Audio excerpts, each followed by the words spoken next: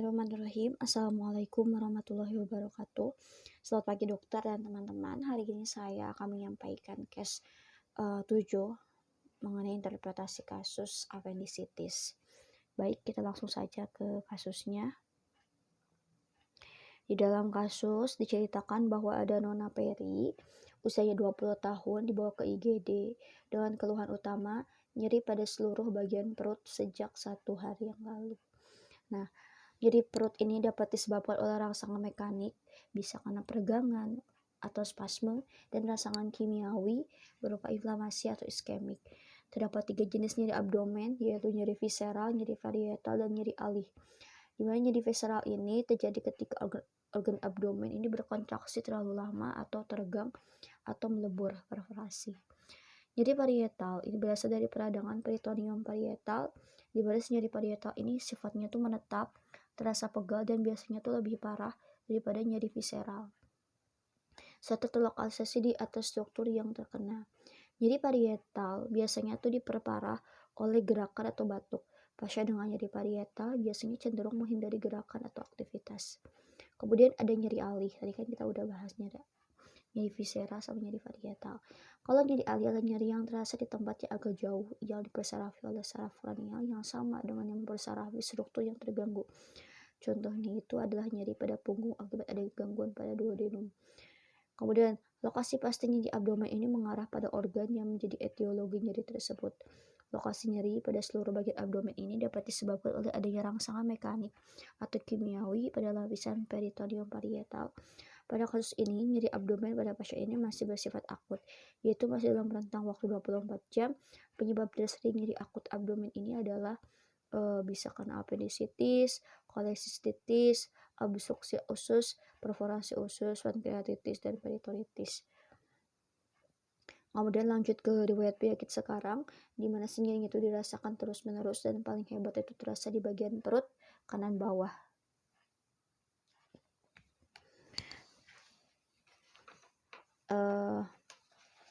Di mana nyeri yang terus-menerus ini biasanya itu disebabkan oleh inflamasi yang memberat atau adanya obstruksi yang menetap pada saluran cerna.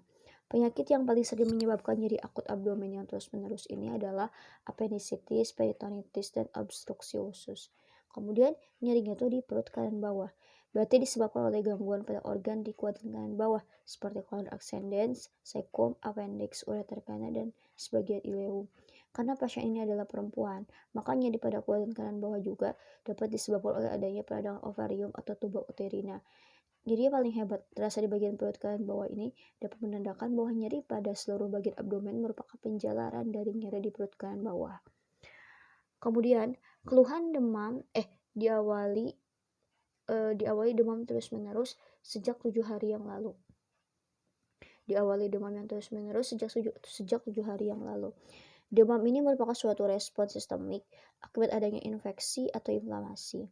Keluhan nyeri perut pada pasien yang diawali oleh demam terus-menerus sejak 7 hari menandakan bahwa pada pasien ini sudah terjadi reaksi inflamasi atau infeksi yang kemungkinan berasal dari organ di abdomen. Reaksi inflamasi atau infeksi tersebut kemudian semakin memberat sehingga menyebabkan nyeri pada abdomen pasien. Kemudian nyeri di ulu hati menjalar ke perut kanan bawah yang semakin lama semakin bertambah, sehingga pasiennya itu tidak bisa beraktivitas dan sulit untuk tertidur.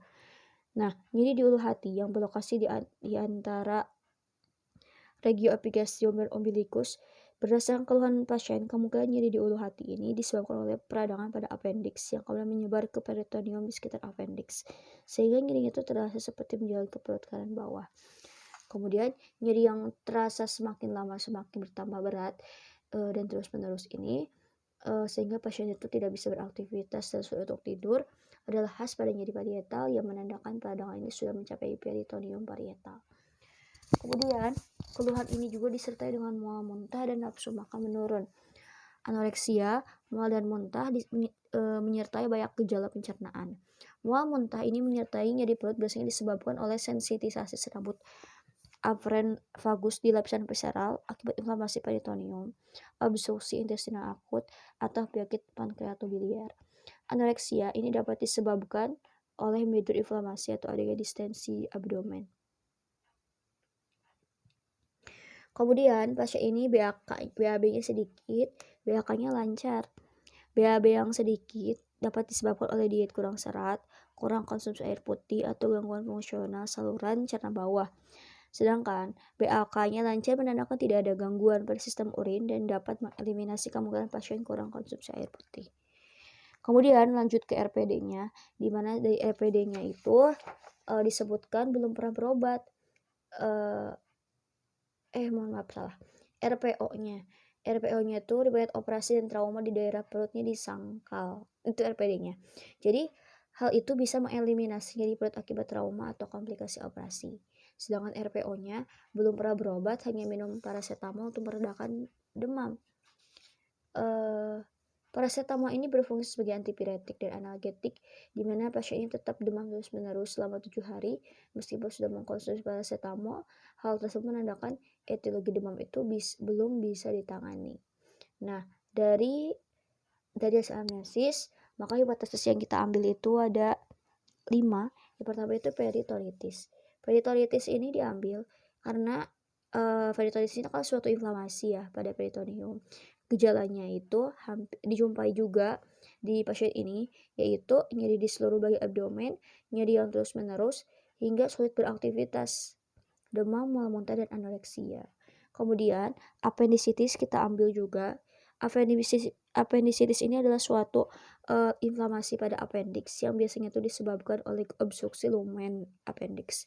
Gejalanya tadi ada nyeri di ulu hati, demam, mual muntah, dan anoreksia. Selain itu, appendicitis juga dapat menyebabkan peritonitis dengan manifestasi klinis berupa nyeri di ulu hati yang menjalar ke perut kanan bawah, semakin lama semakin bertambah berat dan terus-menerus. Kemudian yang ketiga itu adalah ileus obstruktif. Gejala yang mendukung penyakit ini adalah nyeri perut, mual muntah, BAB-nya sedikit. Kemudian ileus paralitik juga diambil. Kenapa? Karena gejala yang mendukung itu ada nyeri perut, mual muntah, nafsu makan menurun, dan BAB-nya sedikit. Kemudian yang kelima itu adalah abses appendix. Itu diambil karena gejalanya itu ada nyeri di ulu hati yang beralih ke perut kanan bawah, mual muntah, nafsu makan menurun. Nah, dari hipotesis yang kita ambil, maka ada berbagai macam pemeriksaan fisik untuk penegakan diagnosis. Ya, status generalis, KU-nya tampak sakit sedang, menandakan keluhannya itu sudah cukup mengganggu kenyamanan dan aktivitas pasien ini perlu dilakukan penanganan segera. Kesadarannya kompos mentis,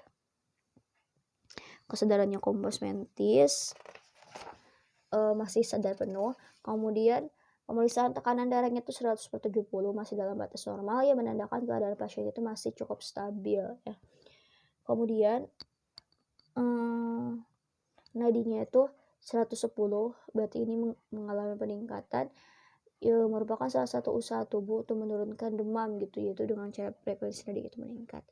Kemudian frekuensi nafas juga meningkat karena bukan meningkat sih, ini masih dalam batas atas, di mana frekuensi nafas yang meningkat ini adalah salah satu usaha juga untuk menurunkan demam. Kemudian suhu 38,1 derajat Celcius. Ini pasiennya demam. Dapat terjadi akibat adanya infeksi atau inflamasi pada tubuh. Kemudian lanjut ke status lokalis ya, yaitu pemeriksaan abdomen. Inseksinya terjadi distensi, tidak ada massa, tidak ada jejas. Distensi abdomen ini disebabkan oleh adanya kumpulan massa atau gas pada abdomen sehingga perutnya tampak lebih menonjol. Kemudian pada pemeriksaan auskultasi, bising ususnya menurun. Biasanya terjadi pada ileus paralitik dan peritonitis.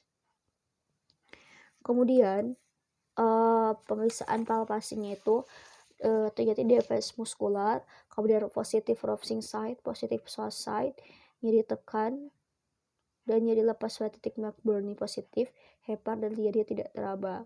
Device muskular ini adalah nyeri tekan pada seluruh lapang abdomen yang disertai dengan kulit yang teraba seperti papan, di mana device muskular ini menandakan adanya peradangan pada peritoneum parietal. Kemudian Rovsing sign positif, nah ini tuh sesuatu pemeriksaan, yaitu yaitu pemeriksaan palpasi di iliaca sinistra, tapi nyerinya tuh di iliaca dextra. Ropsin side positif menandakan pasien kemungkinan menderita appendicitis. Kemudian psoas side juga adalah nyeri pada iliaca dextra ketika si paha kanan pasien ini diekstensikan. Kemudian kalau positif berarti menandakan pasien itu kemungkinan mengalami appendicitis. Kemudian titik McBurney-nya itu merupakan titik yang berada pada garis Schuffner yang terletak di antara regio iliaca dextra dan umbilicus. Nyeri tekan dan nyeri pelepas pada titik McBurney ini kemungkinan menderita appendicitis gitu. Maka dari itu diagnosis yang diambil itu adalah peritonitis ekausa appendicitis akut. Mohon maaf lupa. Ternyata pemeriksaan penunjang ya. Kita juga bisa penunjang dulu. Pemeriksaan penunjangnya itu kan hasil labnya HB-nya itu normal, hematokritnya juga itu turun ya, hematokritnya turun karena adanya inflamasi kronik pada pasien. Kemudian eritrositnya normal, leukositnya itu mengalami peningkatan, mengalami leukositosis yang menandakan adanya infeksi bakteri pada pasien. Kemudian platelet itu 247.000, ini normal. Kemudian dari hasil pemeriksaan radiologi, USG-nya terlihat adanya lesi tubular dengan air fluid level di regio iliaca dextra.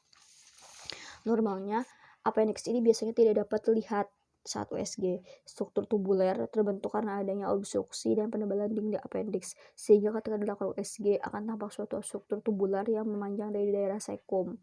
Kemudian hasil fotopolos abdomen yaitu ada preperitoneal fat line dan psoas line itu tidak terlihat dengan jelas, tampak adanya air fluid level dan step glider appearance.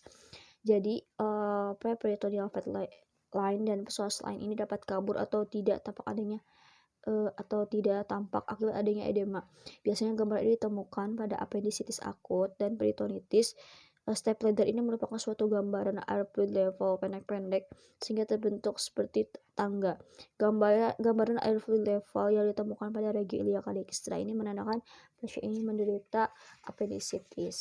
Seperti itu. Nah, dari hasil pemeriksaan juga anamnesis, maka ditegakkanlah diagnosis itu adalah peritonitis ekausa appendicitis akut. Kenapa diambil? Karena pada anamnesis juga didapatkan gejala yang mengarah pada peritonitis ekausa appendicitis, yaitu dari pemeriksaan fisik juga didapatkan hasil positif pada Ropsin site, psoas site, yang ditekan pada titik McBurney yang menandakan pasiennya itu kan mengalami appendicitis, di mana ada defense muskular positif yang menandakan adanya peradangan pada peritorium parietal. Jadi si appendicitis itu jadi udah komplikasi ke arah peritonitis. Kemudian appendicitis pada pasien juga sudah mengalami perforasi dan menyebar ke peritoneum yang mana ditandai dengan gejala pasien nyeri pada ulu hati yang kemudian menyebar ke perut kanan bawah dan akhirnya nyeri menyebar ke seluruh regio perut. Kemudian di pemeriksaan penunjang juga didapati gambaran appendicitis dan peritonitis. Kemudian ileus obstruksinya juga dieliminasi karena pada pemeriksaan fisik juga seharusnya bising khususnya itu menghilang kalau yang ileus paralitik. Jadi ditemukan tanda-tanda dehidrasi. Setelah itu pada pemeriksaan penunjang seharusnya ditemukan dilatasi difus usus untuk ileus paralitik. Kemudian untuk ileus obstruksi ini dieliminasi karena biasanya pada ileus obstruksi itu terdengar metallic sound dan ditemukan tanda-tanda dehidrasi. Kemudian abses appendix ini dieliminasi karena seharusnya pada USG itu ditemukan gambaran abses appendikular dan pengumpulan cairan di daerah appendix. Setelah itu temuan leukositosis pada abses appendix ini biasanya itu sekitar 10.000 sampai 18.000 gitu, kayak ada peningkatan leukosit yang sangat tinggi gitu. Maka tegakkanlah diagnosisnya itu adalah peritonitis yang disebabkan oleh appendicitis akut. Untuk tata laksananya, non operatif itu ada analgetik dan antipiretik ya, mungkin bisa dikasih ya obat golongan NSAID. Kemudian antibiotiknya bisa dikasih cefotaxime 2 kali 500 mg kalau ada bakteri. Kemudian antiemetik itu obat anti muntah, itu boleh dikasih ranitidin. Kemudian dan tentunya harus dilakukan edukasi mengenai penyakit. Kemudian tata laksana operatifnya itu laparoskopi atau laparotomi. Jadi lebih dianjurkan laparoskopi karena komplikasinya minimal. Kemudian harus dikasih analgetik pasca operasi, yaitu golongan opioid. Contohnya itu adalah tramadol 2 kali 50 mg. Seperti itu. Kita masuk ke clinical signs dari appendicitis akut, di mana appendicitis akut sama peritonitis ya, clinical signs. Oke, kita bahas dulu yang peritonitis ya, yang sebagai diagnosis utama. Jadi kalau secara definisi, peritonitis itu adalah peradangan pada selaput serosa yang melapisi rongga abdomen dan organ visceral di dalamnya atau peritoneum, dan merupakan suatu kegawat daruratan. Kemudian jadi kalau suatu bentuk penyakit akut dan kasus bedah darurat itu dapat terjadi secara lokal maupun umum. Kemudian etiologi dan klasifikasinya. Jadi kalau etiologinya itu adalah bakteri yang masuk ke dalam rongga peritoneum dan menyebabkan peradangan. Nah, bakteri yang menyebabkan peritonitis itu banyak sekali, ada E. coli, ada Klebsiella pneumoniae gitu ya, banyak ya. Kemudian agen infeksi ini mendapatkan akses ke rongga peritoneum melalui viskus yang berlubang, luka tembus lini perut, pengenalan eksternal dari benda asing yang terinfeksi atau menjadi terinfeksi. Kemudian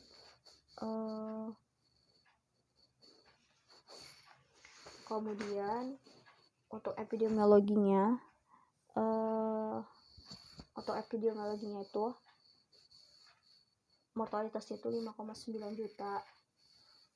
Di Indonesia mortalitas dan morbiditas itu meningkat, dan pada pasien dengan asites prevalensi peritonitis ini dapat mencapai 18% dibandingkan dulu gitu ya. Kalau dulu prevalensi peritonitis itu hanya 8% pada pasien asites, karena 18% jadi ada peningkatan.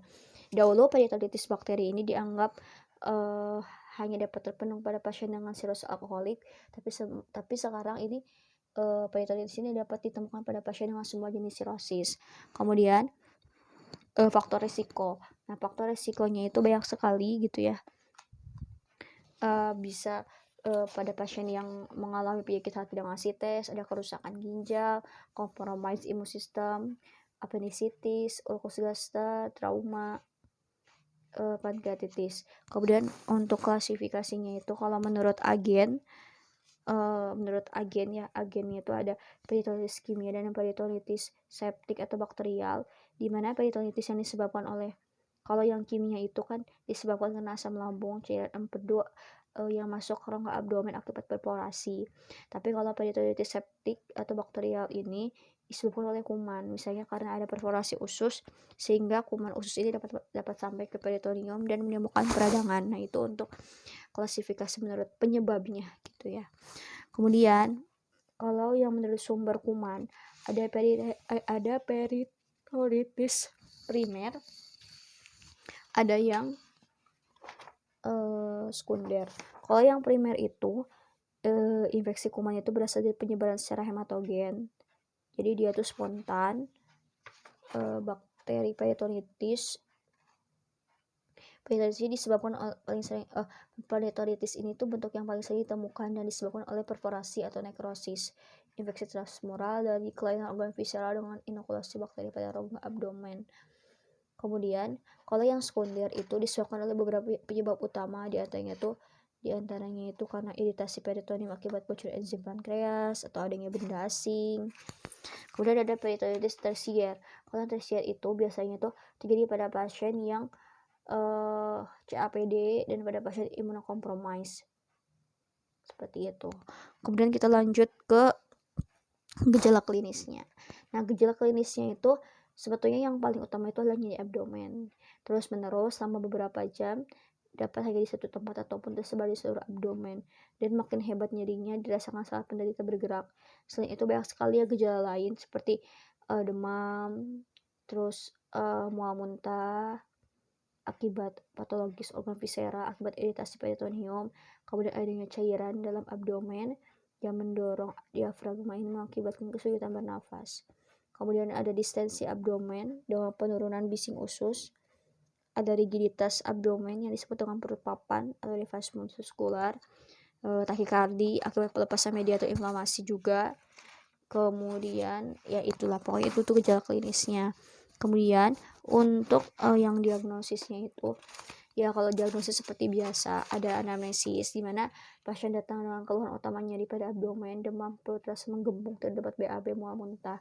Kemudian untuk pemeriksaan fisiknya itu inspeksi, diinspeksi ya kelihatan mimik penderita itu gimana, tulang pipit tampak menonjol, mata cekung, kemudian pernapasannya kostal, cepat dan dangkal.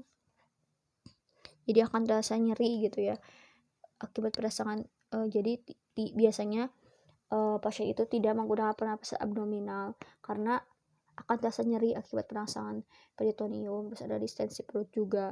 Kemudian saat palpasi itu ada nyeri tekan, ada nyeri lepas, dan defense muskular positif.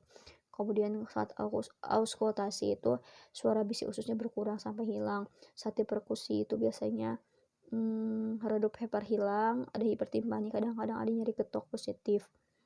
Kemudian rectal touche, terasa nyeri di semua arah dengan tonus muskular sphincter ani menurun dan ampul rektalnya berisi udara.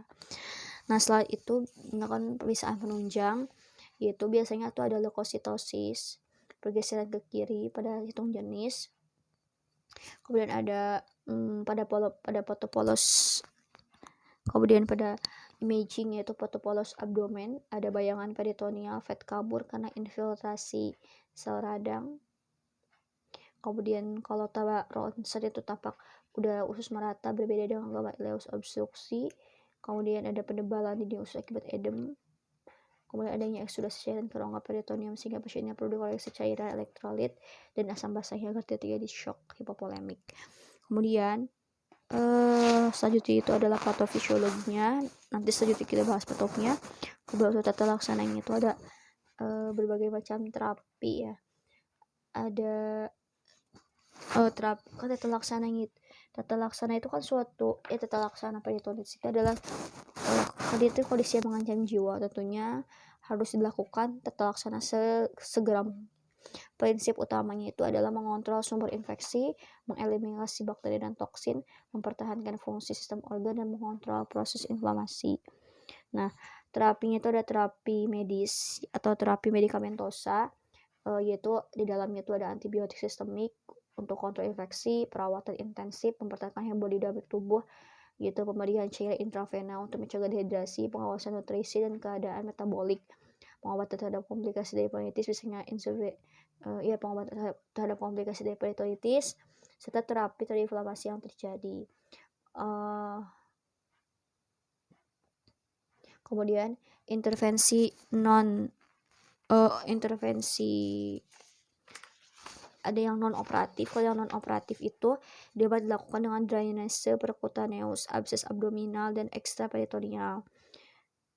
Jadi teknik ini menunda pembedahan sampai proses akut dan sepsis ini telah teratasi, sehingga pembedahan dapat dilakukan secara elektif. Tapi biasanya kalau yang non operatif ini kurang berhasil karena ada fistula hysteris atau keterlibatan pankreas atau abses multiple.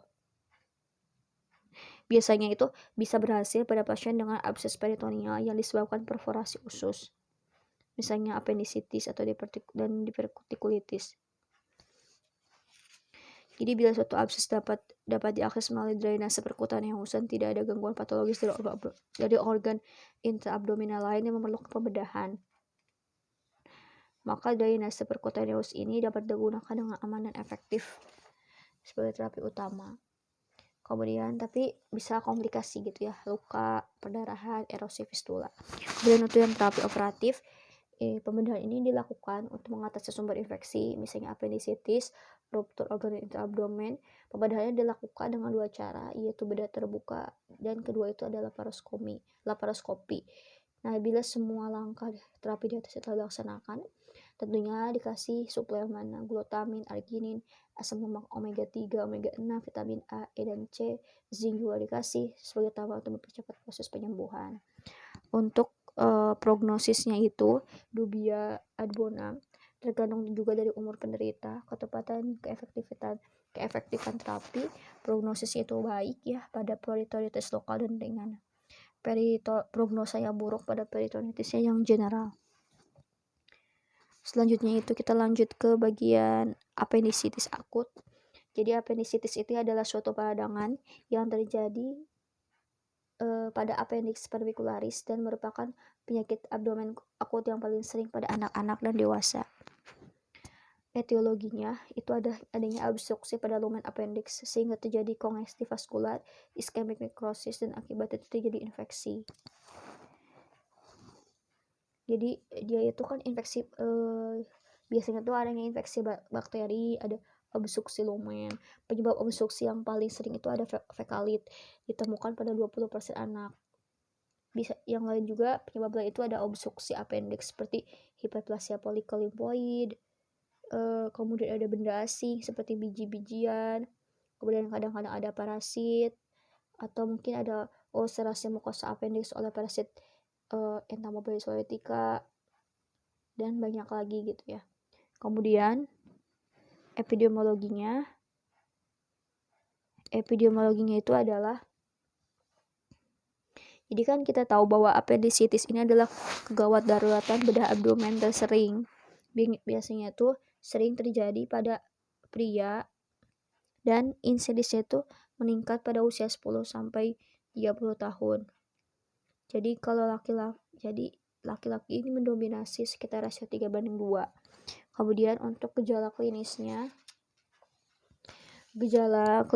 itu pada permulaan biasanya ada nyeri atau perasaan tidak enak sekitar umbilikus, diikuti dengan anoreksia, nausea, dan muntah. Nah, ini berlangsung lebih dari 1 atau 2 hari. Kemudian dalam beberapa jam nyeri bergeser, pindah ke kanan bawah dan menunjukkan tanda rangsangan peritoneum lokal di titik McBurney. Selain itu, gejala lain yang dirasakan itu adalah nyeri rangsangan peritoneum secara tidak langsung, nyeri kuadran kanan bawah saat kuadran kiri bawah ditekan. Itu kan nyeri rangsangan peritoneum tidak langsung. Kemudian nyeri pada kuadran kanan bawah bila peritoneumnya bergerak seperti nafas dalam, berjalan, batuk, dan mengedan. Nafsu makan menurun, demam yang tidak terlalu tinggi. Biasanya itu terdapat konstipasi, tapi kadang-kadang ada diare juga. Kemudian patofisiologinya nanti kita lanjut. Kemudian untuk diagnosisnya itu ya anamnesis gitu ya. Biasanya pasien datang dengan keluhan nyeri pada abdomen kuadran kanan bawah disertai dengan demam, konstipasi. Kemudian di pemeriksaan fisik itu ada Rovsing site gitu ya, positif. Jadi dilakukan penekanan di kuadran kiri bawah dan menghasilkan sakit di kuadran kanan bawah gitu, menggambarkan adanya iritasi peritoneum. Kemudian untuk psoas-site juga positif biasanya, di mana psoas-site itu adalah iritasi pada otot psoas kanan dan indikasi dari iritasi retrosekal dan retroperitoneum dari phlegmon atau abses. Di mana dasar anatomisnya itu adalah appendix yang terinflamasi itu terletak di retroperitoneal, akan kontak dengan otot psoas yang pada saat dilakukan manuver ini gitu. Sebetulnya masih ada lagi kayak obturator site, ada lumbar site.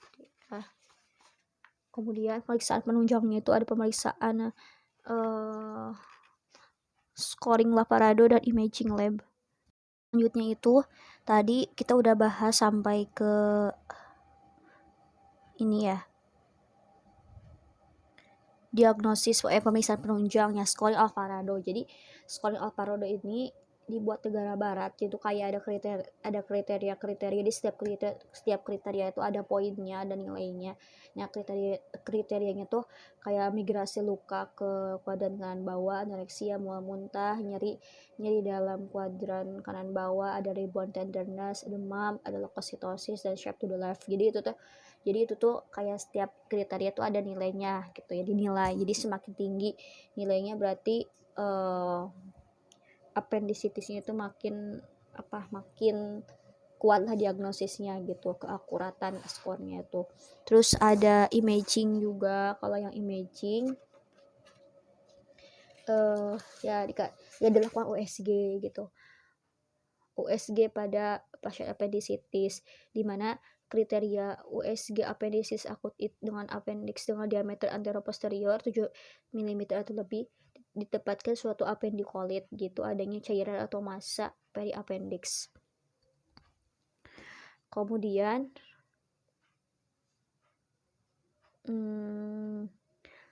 ada ada positif palsu dapat muncul karena infeksi sekunder appendix sebagai hasil dari salpingitis atau IBD. Ada negatif palsu juga karena muncul appendix itu karena letak appendix yang retrosekal atau rongga usus yang terisi banyak udara yang menghalangi appendix. Kemudian lab juga bisa dipakai. Jadi biasanya ada leukositosis di mana leukositosis, kemudian ada peningkatan neutrophil shift to the left dengan jumlah kemudian yaitu pokoknya biasanya ada leukositosis, ada peningkatan neutrophil juga. Kemudian dari tata laksananya itu ada yang sebelum operasi, preoperatif, yaitu ada observasi dan antibiotik. Jadi observasi itu adalah observasi setelah munculnya keluhan 8-12 jam. Jadi diobservasi ketat karena tanda dan gejala peritoneumnya belum jelas. Jadi pasien itu diminta tirah baring dan dipuasakan. Kemudian laksatif itu tidak boleh diberikan bila dicurigai adanya appendicitis. Diagnosis tegakkan dengan lokasi nyeri pada kuat dan kanan bawah setelah timbulnya keluhan. Kemudian selain observasi itu antibiotik, dikasih antibiotik. Ya, kemudian ada fase operasi ya. Fase operasi ini yaitu dengan appendektomi, yaitu mengangkat appendix. Tujuannya itu untuk menurunkan resiko perforasi. Ya, kemudian ada post operasi. Setelah operasi itu observasi tanda vital untuk mengetahui terjadinya perdarahan di dalam, hipotermia, shock atau gangguan pernapasan. Di mana baringkan pasien, kemudian klien dikatakan baik apabila dalam 12 jam tidak terjadi gangguan. Setelah itu klien dipuasakan sampai fungsi usus kembali normal. 1 hari setelah dilakukan operasi, klien dianjurkan duduk tegak di tempat tidur selama 2 kali 30 menit. Hari kedua dapat dianjurkan untuk duduk di luar kamar. Dan hari ke-7 boleh pulang. Kemudian untuk pencegahannya, ya makan makanan berserat, kemudian mengkonsumsi makanan probiotik, mencukupi asupan air putih dalam tubuh, makan dengan tenang, memperhatikan gejala usus buntu. Kemudian untuk komplikasinya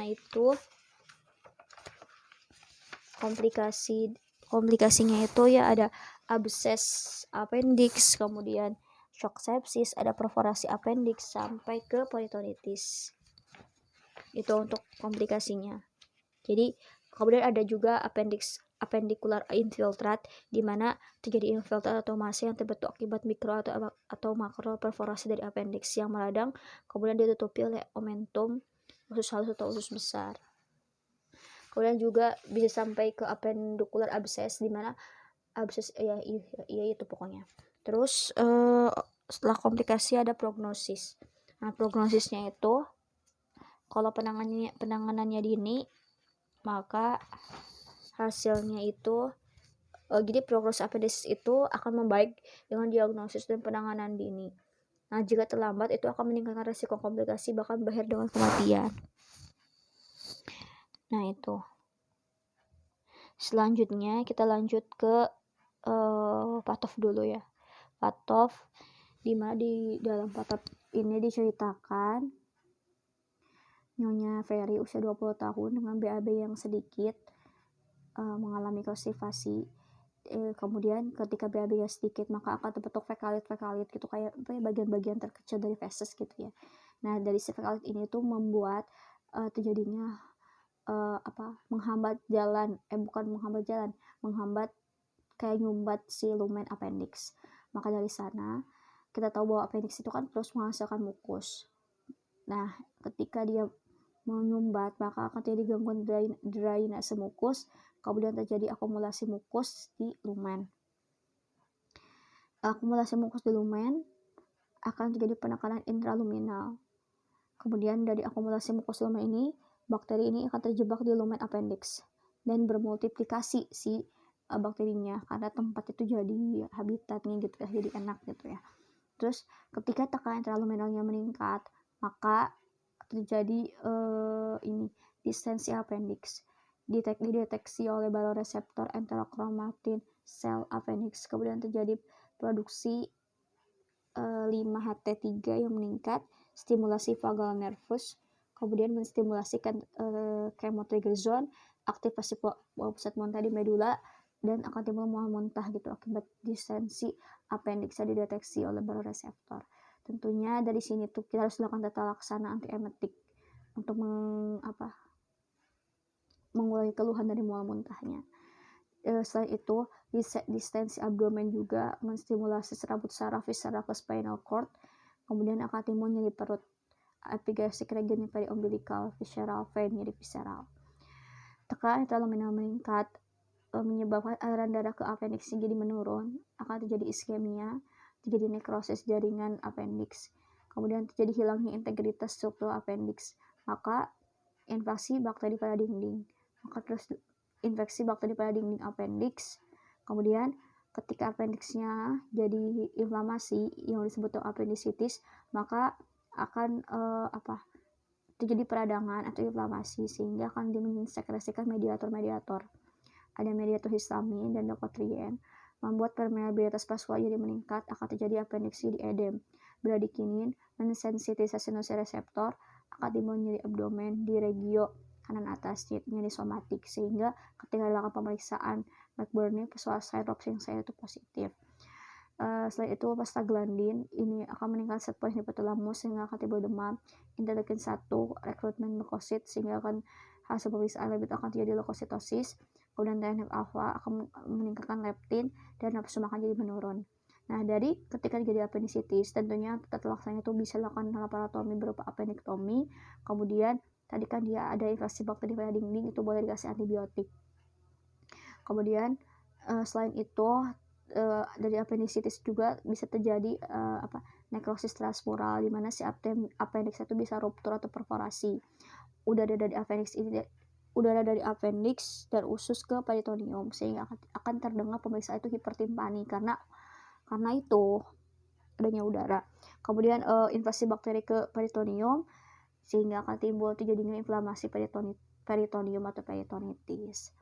Nah, ketika TD peritonitis ya sama sebetulnya hampir serupa, yaitu akan disekresikan mediator inflamasi berupa histamin, leukotrien yang meningkatkan permeabilitas vaskular sehingga akan terjadi transudasi cairan, untuk prostaglandin itu meningkatkan set point hipotalamus dan akan timbul demam, kemudian bradikinin mensensitisasi nociceptor, nyeri tekan dan nyeri lepas seluruh pada bagian abdomen, rangsangan peritoneum parietale oleh otot abdomen sehingga akan devas muskular gitu, tampak perut papan. Kemudian interleukin 1 rekrutmen leukosit, jadi leukositosis, presentasi eritrosit terhadap volume darah menurun dan hematokritnya jadi menurun. Kemudian untuk TNF alpha meningkatkan leptin sehingga nafsu makan jadi menurun. Kemudian dari peritonitis juga terjadi deposisi fibrin, ada pelekatan fibrin, ada pelekatan usus, omentum dan peritoneum sehingga aktivitas peristaltik jadi menurun dan terjadi BU-nya tuh turun positif. BU itu apa ya? Kemudian